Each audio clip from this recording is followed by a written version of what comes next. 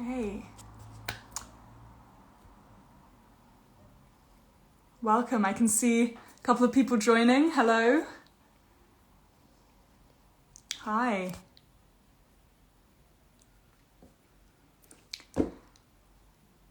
Okay, I'll get started. Hello and welcome, everyone. My name is Izzy Kent, and this is the third IG conversation in our new series for Athena Art Foundation. Athena is a new non-profit digital platform promoting engagement with pre-modern art. Its main platform is its website, a hub which presents innovative digital content about exhibitions, podcasts, and other resources. It also creates original content, including this very series and much more besides. So make sure to follow Athena Art Foundation on Instagram. And if you want more from me, you can follow Izzy_Kent. I am so excited about today's guest. I'll be speaking with the Düsseldorf-based painter and artist Volker Hermes. Volker's work will likely be familiar to many of you already. He's best known for his series called Hidden Portraits, which takes historical portraits and uses Photoshop to create these fantastical masks and face coverings. Volker started this project 10 years ago, but with the recent pandemic and the prominence of masks, his images have gained new popularity and featured in Vogue, numerous exhibitions, as well as a collaboration with the auction house Christie's.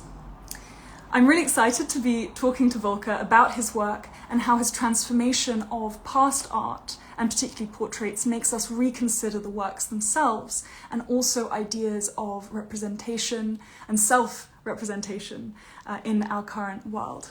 So, without further ado, I'm going to invite Volker to join us.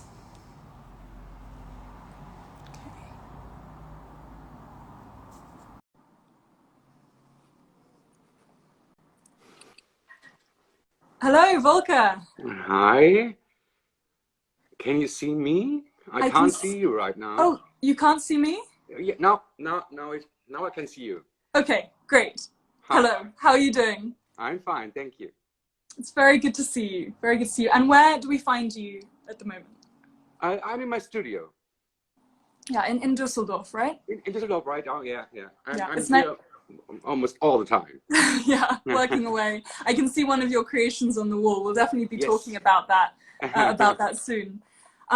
So yeah, I'm really excited to be talking to you. And I came across your work, like so many people, early on in the pandemic. And it really fascinated me and really resonated, as it did with so many people. So I wanted to kind of start off by asking you where this Hidden Portrait series idea came from, when you started doing it, and what was the impetus behind it? Well, the whole thing started, I think, like 10 years ago, and it was right after my time at the Art Academy. I studied art, I studied painting at the Academy in Düsseldorf. And, being in a studio, you finished your art education, you consider yourself as an artist now, and you start thinking about what was before, what is the heritage, what were the connections between artists and society before, because now I am an artist and I'm in this society and I have to deal with all this kind of collectors and exhibitions, and I just thought, take a look on the history of art and try to find out how the relations were there, and maybe they can give you some hints, some tips for your life. And so I started to work with old masters, and there was a kind of series before the Hidden Portraits. It was the very beginning, and in this beginning I made photos of myself and mounted in them into historical portraits, like hugging the protagonists. I'm an artist and I always think in works. I'm not writing my thoughts down, I'm thinking in works. So I started to hugging them and say, I like you. and this was the start of everything. Yeah. So I came to this kind of image editing with Photoshop, and I started to teach myself this kind of stuff to be able to do works with it. Yeah. Yeah, fantastic. It's so interesting. I didn't know about your early experimentations with hugging. And actually, this is something I want to talk about a bit later, is how kind of mutual and discursive, and you're really honoring past art in your work. So I'm going to ask you about that later, but I wanted to, Yeah, okay, good. but it's so interesting with the hugging. I'm wondering, where did your sort of passion for past art kind of come from? You know, the old masters and art history. Was that part of your art school education, or was that something from earlier? No, it was not really part. It could have been part, because they offered us various ways to get in contact with that period of art of that time. But in art school, I was like finding my own language in painting, and so I was more involved in like how should my works look like. I wasn't so interested in historical contexts. It started when I was like growing older, and I started to appreciate also like the techniques, the kind of the way they were impressing their thoughts, and it was like love. Yeah. Yeah, and actually that interest in technique, I wanted to ask you sort of to situate the Hidden Masters series. What is that technique? Because you're looking at so many different artists and time periods and art styles. And so what is your technique to kind of capture that? And how do you go about creating these images? Yeah, I mean, and the most important thing is, I guess, to take a look at the works, like a deep look, and you see the differences between the artists, and you try to find out what is their way, their very personal way to express things in painting. And knowing how to paint, you get another, you get a kind of other understanding of these works. And I really try to find out the differences, because I want to, in my works, I try to keep it in their system.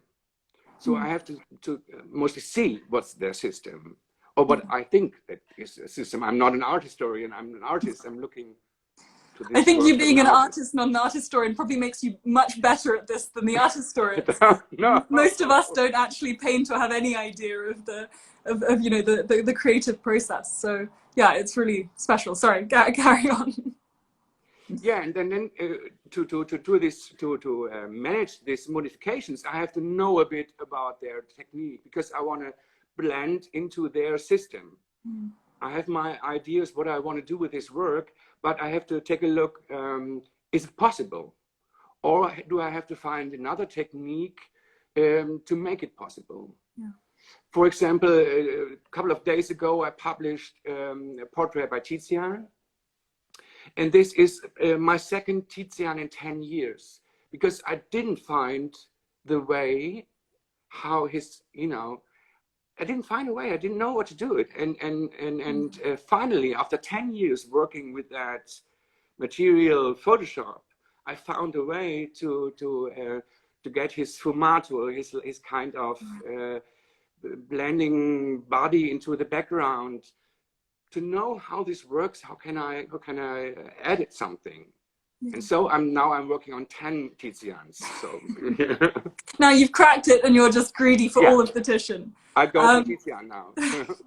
That's so interesting, you know, because Titian are often seen as a sort of a painter's painter, and someone who, you know, the paint is, it's a very complicated process, you know, a very sort of painterly process that is really difficult to replicate. That's why there aren't that many, you know, many people who can paint like Titian. And so it's interesting that you kind of struggled with that in Photoshop. I wonder, have you done any Velázquez? I feel like that's a similar thing with Velázquez. He's quite a painter's painter. Yeah, Velázquez is, I have bookmarked a lot of Velázquez, but not very big success, I have to say. So I'm not satisfied with that. But for example, this kind of Titian, I worked on several Rosalba Carrieras before, and working with that kind of pastel technique helped me to understand a bit more. I mean, this is probably totally strange, but it helped me. Yeah. So I'm in a constant discussion with a lot of periods, whether it's Renaissance or like 19th century. And I'm switching to all this kind of periods, but sometimes, you know, the techniques of one artist help me to understand techniques of another artist. Yeah. And it's so fascinating that you sort of look so closely, getting these high resolution images and really, you know, needing to understand the sort of technical dynamics behind that. Yeah, and having such a range as well. You know, most people who are sort of the copying of artwork has such a long historical background in terms of the training of artists, but you're getting it from such a huge range. Yeah, and it depends on my mood. Sometimes I'm not in the mood for Renaissance, so I need Rococo, or you know, it's like, and I really feel it. I start working on Renaissance work, and then I stop it and say, no, now I have to find something, a lot of bows and a lot of pink, and so I have to go to Roslyn or something like that. Yeah. And in terms of your, you know, your process with Photoshop, how much do you sort of construct from the beginning, and how much is it taking other elements? Because I know you've said elsewhere that you are always incorporating the elements of the artist's work that are already there in the painting. Yeah, I don't add anything else from outside to the paintings. I just take parts of the painting itself. This is really a kind of sign of my respect, because I don't want to add a mobile phone or something to that work. And it all starts with a kind of general concept. It doesn't start with I'm moving around a single pearl. It's really like I try to figure out what kind of general thing I want to do with this work. And I always say, if this work is answering yes, because it somehow works in the beginning, then I start to do all these details, which can take hours. Yeah, I'm sure many hours. You know, these works are so your works are so detailed. But this, you know, this focus on different areas of the artwork, you know, for me, what's been one of the many things about your art that's really exciting is it makes us focus on those areas in the original painting that aren't normally focused on. So I wondered, what do you sort of think about that? What are you trying to do with these, you know, this covering of the face and this highlighting of different elements? I mean, these portraits, they are talking to us. They're made to talk to us, and not only in the face. They are made to talk. All the information comes from the whole painting. Everything is something important. It has something important to say, but we are missing some words of this language. It's still our same language, but we're missing the vocabulary. Yeah. Because we don't recognize so many attributes or so many fashion elements that were totally common at that time. Everybody was able to understand it in 1 second, but we don't understand them. We are not to blame, you know, because we are living in a kind of totally different society. Yeah. But all these kind of talks that this painting starting, they don't reach us all, you know, because we are not understanding.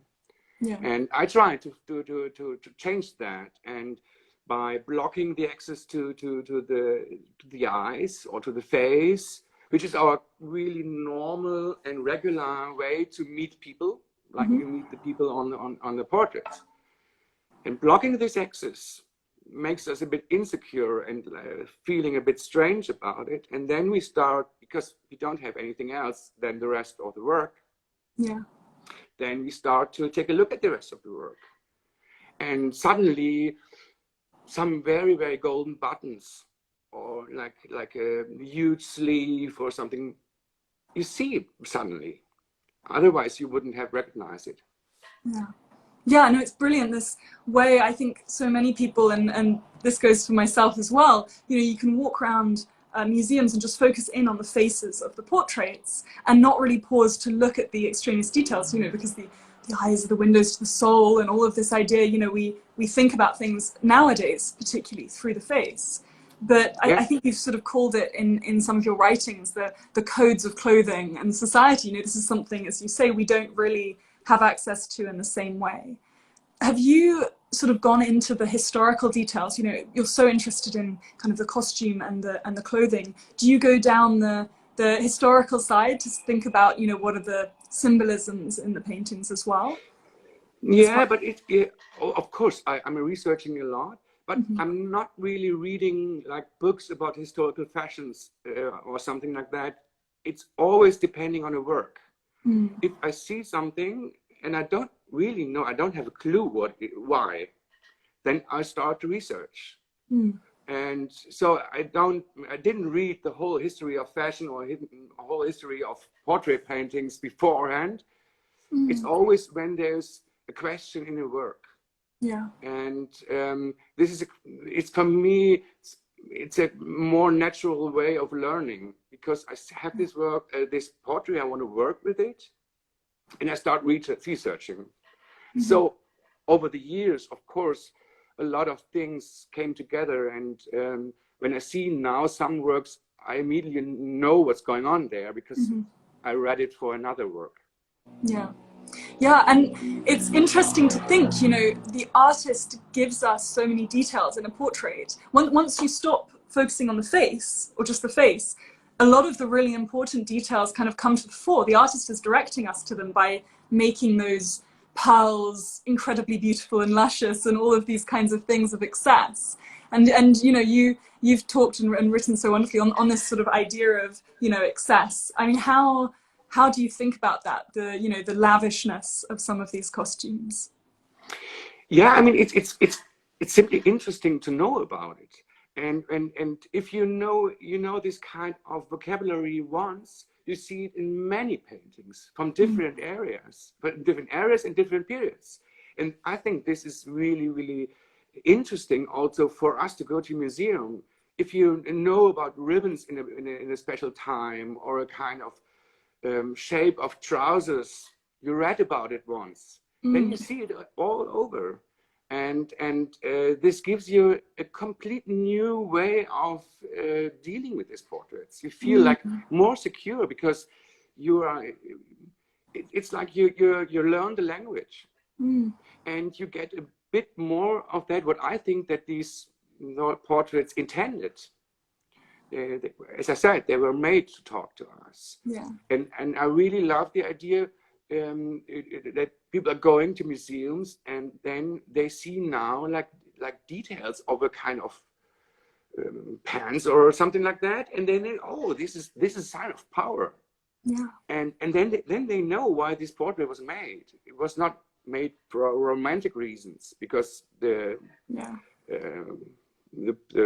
guy felt cute or something like that. It was made for other reasons. Yeah, it's really it's really important to kind of think about this, and I think your art for so many people is making us, you know, look more at these details. It also feels like with your, you know, elaborate constructions of headdresses and masks and various things that you really have an understanding, a sort of semi-technical understanding of costume and the three-dimensionality. You know, you're working with 2D surfaces, but they really feel three-dimensional. Did you have any kind of training or education in sort of costume and fashion and history like this? Not that I was trained to do some kind of work in kind of these businesses, but after I finished my art school, I worked in a workshop for historical opera costumes, like really the big historical costumes. Yeah. And I wasn't there involved in the creative process at first time. I was in the office, but the office was a kind of glass cube in the middle of the workshop. And you saw all the girls sewing these costumes, and I saw the dolls, and then they start constructing this kind of Renaissance or Baroque costumes. And I was sitting in my glass box doing some computer stuff, and I saw these costumes growing. And at one point, I just stepped out and asked, "What? Why? Why is this?" And I thought at the first time that they say, "Okay, go back to your office." But they were really, really nice. And especially the owner of this workshop, she starts to explain why is it like that. And she was also the person that gave me these connections to what happened in that time in society.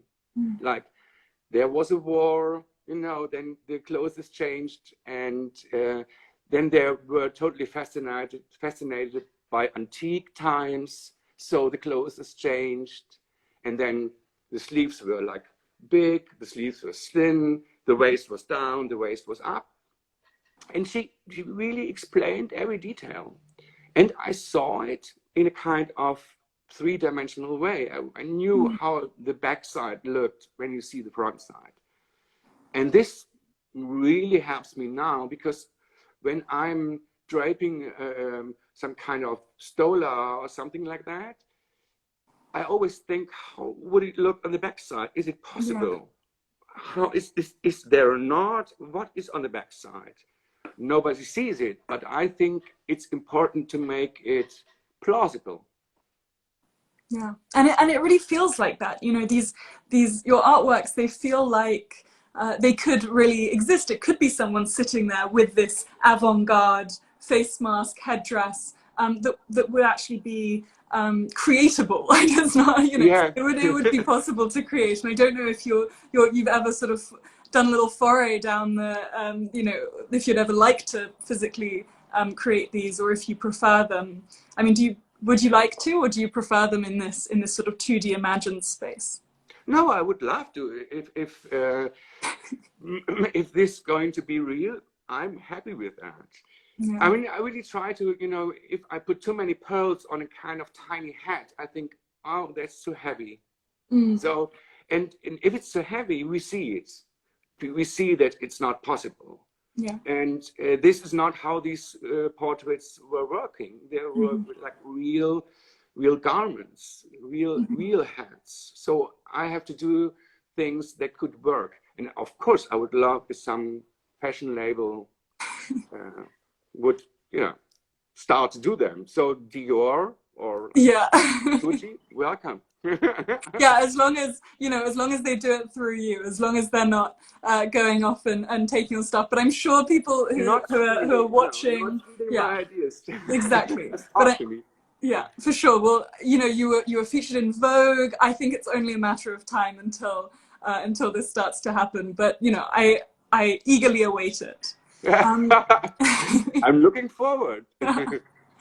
And you know, something that I mean, like we've both been laughing, and it's really fun. Something that is so kind of key to your art, and I think one of the reasons that so many people have really resonated with it is the humor in the images. You know, and was this always an intention to make these images kind of funny and the alterations funny, and to bring humor? Yeah, I mean, generally, humor is a part of my life, I guess. So in a lot of my works, humor is involved. But you know, we have to decide between humor and gag. If you put a kind of a dog head on Mona Lisa, then it's funny at 1 second, but then it's gone. Yeah. And I think that humor is really a sharp knife if you try to say something. For example, if we have this really self-confident male attitude in power portraits, the guys who are standing there like in this, you know, really is very self-confident because they have the power. Then I could write a lot of books about this, or I make him a kind of very ridiculous hat while he's still standing like this. Yeah. And so his whole power situation collapses. Yeah. And this is what I mean when I say that I want to combine contemporary discussions with historical works, because our view on the world, our view on we are all equal and equal rights, we can comment on these other times, but without destroying them. You can contextualize this, and sometimes this is really very fast and very direct with humor. Yeah. And so it's not like doing a lot of speeches about it. Just do it in this moment with this kind of humor, and you get it. Yeah. Well, it's like, you know, I'm just thinking, you know, with these sort of the pompous, arrogant embodiment of the patriarchy kind of portrait of a man. You know, I remember you did one with a big white wig, and you sort of made the wig just cover his whole face. And I think, you know, those wigs are ridiculous already, but we sort of get used to seeing them. You know, you go to a portrait gallery or you go to a museum and you're like, okay, that person is of status. Even if, you know, if you saw someone in the street with that, you'd laugh at them. And so you're kind of, you know, one like that is sort of reminding us of in some ways, like the ridiculousness. Yeah, I mean, the powdered wigs are like they're an own world. They're really totally fascinating for me because they're so elaborate. They're so weird on a way, but you know, this was state of the fashion. And I mean, I read in some book that some poor nobleman from the countryside they borrowed money from the king to get a wig that they could go to the king. You know, a lot of strange things happened with his wigs. And I would say that you want representation, you get representation. And then I'm filling all these locks and hair. And then the faces are covered. And you are not so important anymore, you personally, but your rank is now important. That's what you want to show with your wig, or you have to show with your wig. Now you're gone behind it. I'm so sorry. Yeah. Well, it's also that thing of the sort of the loss of the identity, of like the history of the individual, you know, losing their face.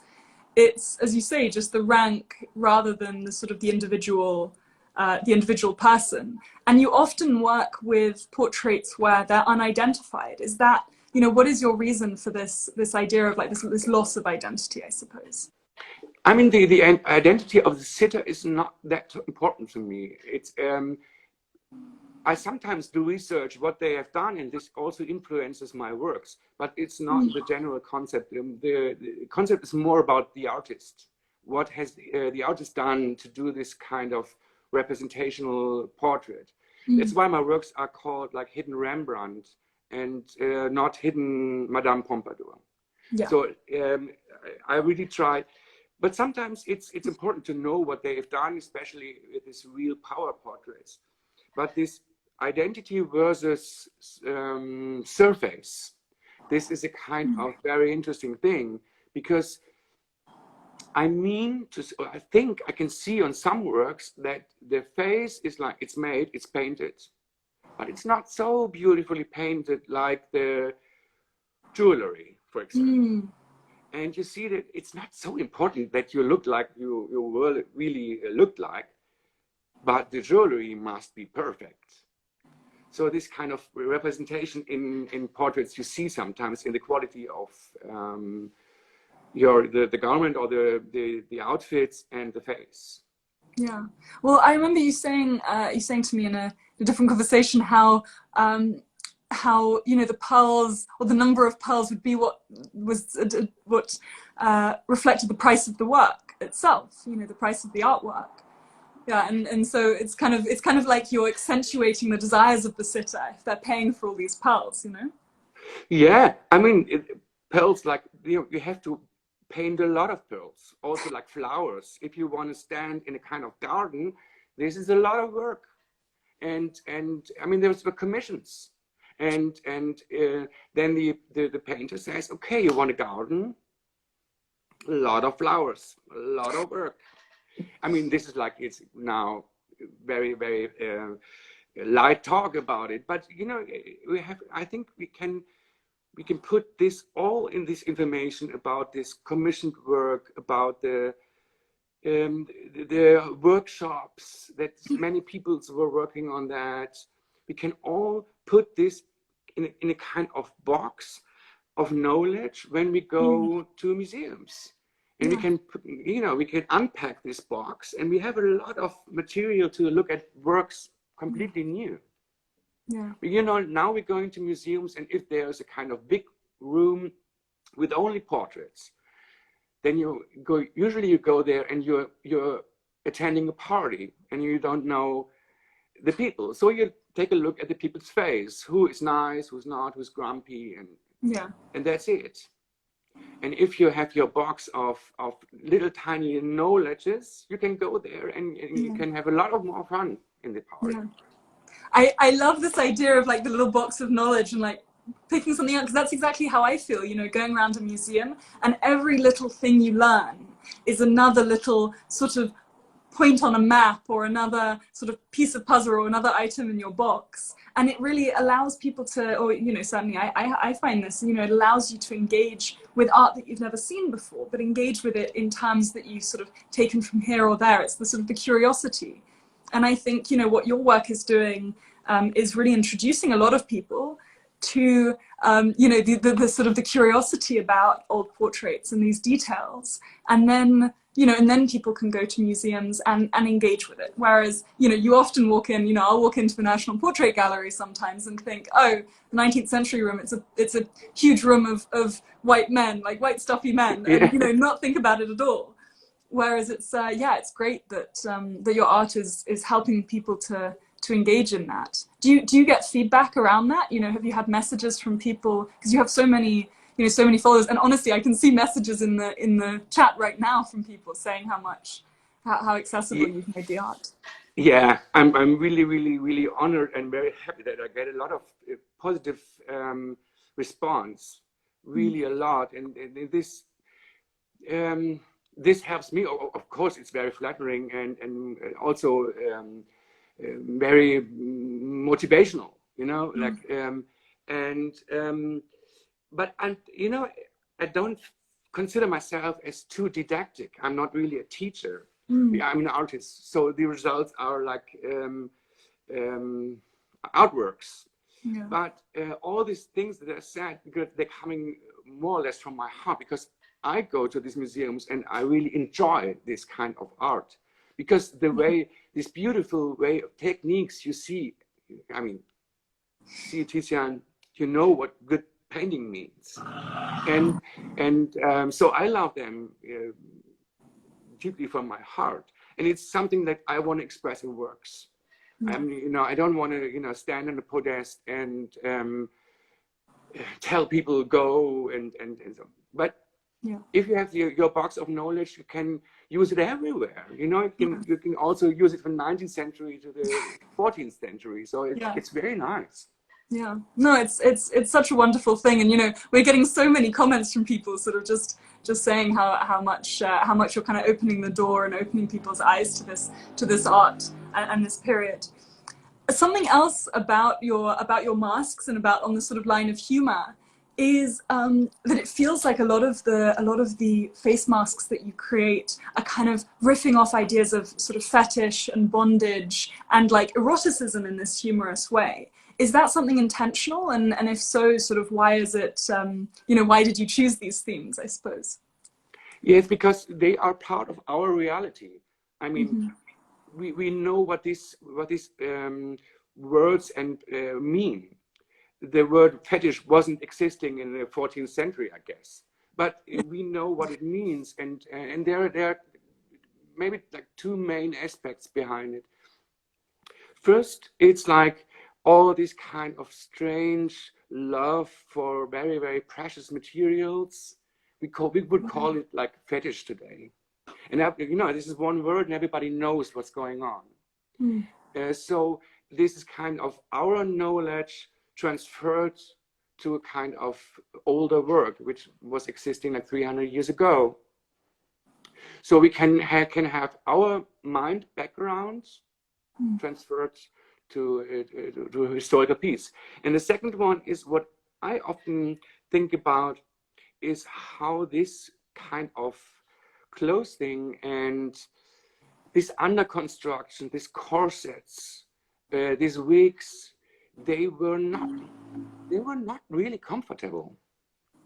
And to being trapped in a kind of cage of under construction in Baroque, like then. And I think that we can understand it more if they put on a kind of fetish mask. So we know now today what it means to be trapped. So I really try to combine the contemporary feeling with the historic feeling, and give them better understanding how difficult it was to wear this stuff.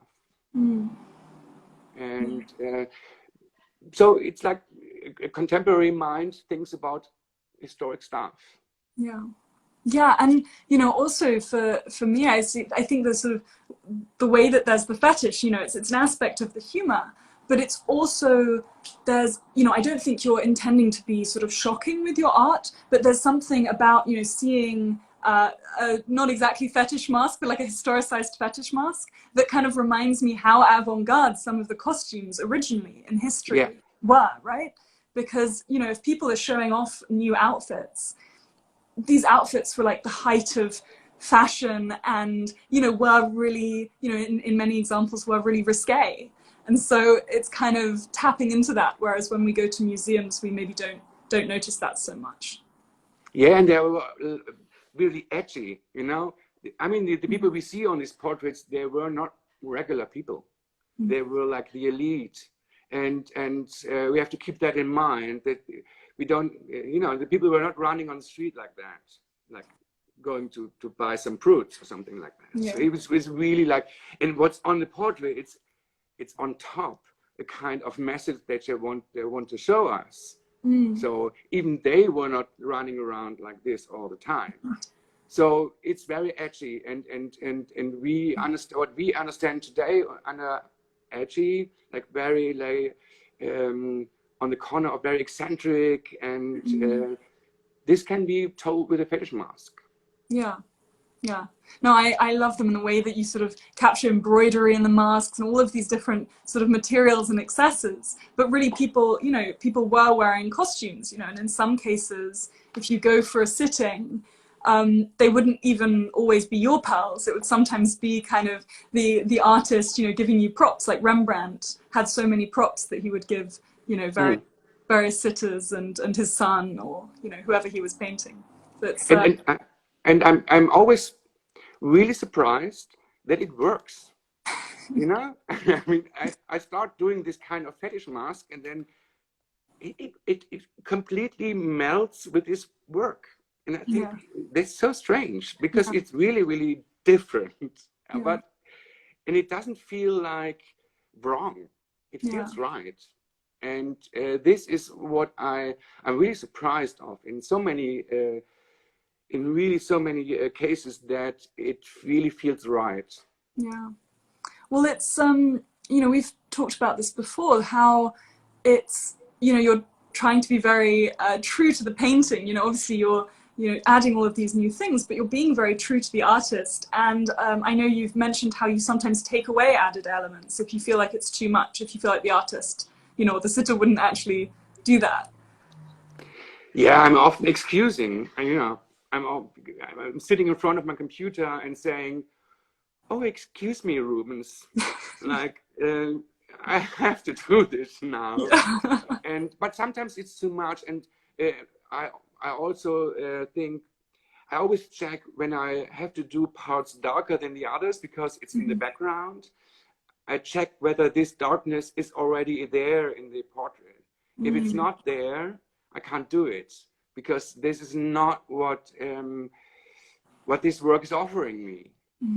So I really, this is a constant communication with the original while I'm working with them, and I really love it. It's also a very intimate thing, because I'm really close to these works.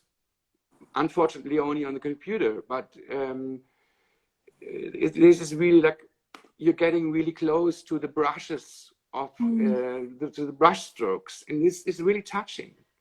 Because because sometimes I'm adding, I need a longer brush stroke, but this portrait only offers me a short brush stroke. So I have to add a lot of things and meld them together.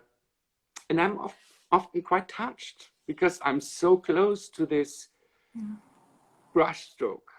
I mean, if you imagine me standing like really close in a kind of restoration, I would cry all the time. You know?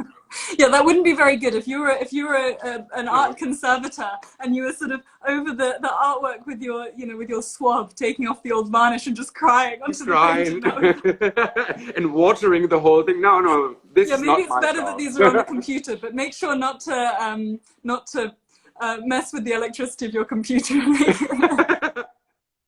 But I mean, you know, I sort of, I really envy the closeness with which you get to these art, but I can totally sort of empathize too, because, you know, art is hugely moving, and the more time you spend around a single work, you know, when I was working in a museum and maybe there was a conservation project, and you would really look so intimately at one work and give it all of this time that, you know, that the artist gave it, you know, because these paintings, an artist, as they're painting them, takes a very long time, and so they become very intimate with it. And it's almost like, you know, you are, through your work, able to kind of recreate that intimacy in a way. Yeah, and yeah, and I try to to shed another light on it. Yeah. And yeah. Yeah. This. Yeah, and it feels very collaborative. I think a lot of contemporary artists that I can just think of who work on the old masters, or whose work riffs on the old masters, it's somewhat iconoclastic. You know, they're wanting to use the old master, you know, use early painting and, you know, be shocking and sort of draw all over it, or whatever it might be. And I think there's a real sort of collaboration and discussion and, you know, love, going back to what you said of your very early experimentations in Photoshop, of you sort of hugging the protagonists. There's, you know, this real feeling of, you know, intimacy there. Yeah, I want to show that it's possible to work with old masters without destroying them, without like cutting them or put some silly things into it, and still you can work with them. And it's a kind of clear contemporary work. I mean, my works are photo works. They're, you know, they are not fake paintings. So really make sure that they are that their exhibition existence, that this exhibition existence is contemporary. The materials are contemporary, the setting is contemporary, and this is quite important for me, because I don't want to fake old paintings, because I don't have money to buy a Rembrandt, so I do some fake Rembrandt. Yeah. It's more, it's really a thought about old masters. Yeah. Yeah, no, it's yeah, it's so beautiful, and I think there's another series that you've done also with this photoshopping, which I don't know if you shared this series on Instagram, but I know it's on the on the web. You can find it, of the artificial affinities. That's the name, right? And so I wonder if you could say a little bit more about that series. And yeah, that's also very early, very early series, and it's about finding new companies in portraits, like creating new families, creating new relationships. And in that series, I combined protagonists from different works together, and also like different eras, like different periods. And made kind of new relationship. I built new families. I built a gay couple, and to find kind of a way how relations between human beings could look like today, and to find this kind of alternatives. Yeah. But again, in this case, I took elements from different works, but at the end, I melded them together, that it really looks like really like a real work. Yeah, yeah. But now it's kind of, the kid is not belonging to them, or I mean, the gay couple is not belonging to their time. Yeah.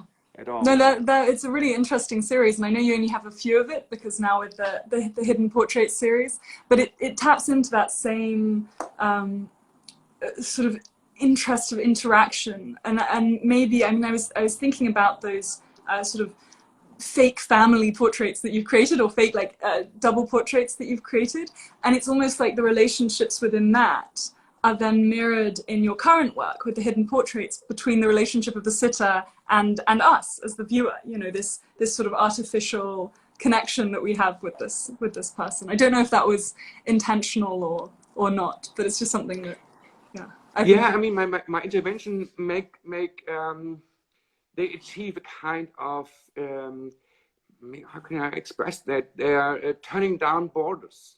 You know, it's like they're achieving a kind of easier connections with old portraits, and these artificial affinities, they also create a kind of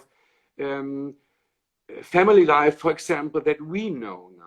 This kind of patchwork families or something like that. So it's also like bringing it in our life in a kind of second version. Yeah, yeah.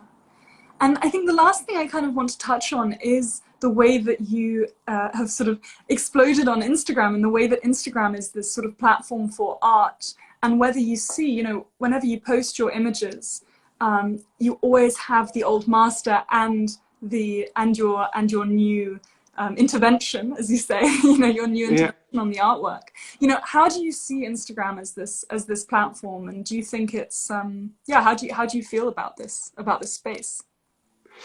I mean, I am grateful for Instagram, I must say. I'm not a very technical guy. It seems different because I'm working with Photoshop and I'm on Instagram, but the whole, I'm not very used to the whole system, and I'm not using all parts of Instagram. But of course, it's a platform where it's very, very easy to connect with the people. The people can write me. I mean, they have questions about the work. I mean, this is really, really wonderful. And I can write to curators in museums and ask things. This is like the most amazing thing you can imagine. And the people can, you know, you can have a very, very private encounter with art. And we saw it in this kind of, in these times of the pandemic, that the need to see art was transferred to Instagram. There was a wish to see art. There was everybody wants to be connected to it. So Instagram gave the possibility, and I was fortunately found. But this was really a more or less overnight thing, and I still consider it a big miracle how this all happened. But I'm very, very grateful about it. I mean, Instagram, we have to add a lot of also comments about kind of negative sides. We all know that it's a machine and all these things, and so it has really also really bad sides. But for me, I must knock on wood, it's really, really a wonderful experience. And coming back to this combination of original work and my work, I think it's interesting to see. It's just really like, because then you can really see the interventions, but you also see what that I kept the original spirit, that I kept the original structure. So I'm not turning upside down. It's like, it's really, you see that the original thing is kept in a way that that the dignity and the spirit is really complete. And this is also important for me because it again shows my respect for this work.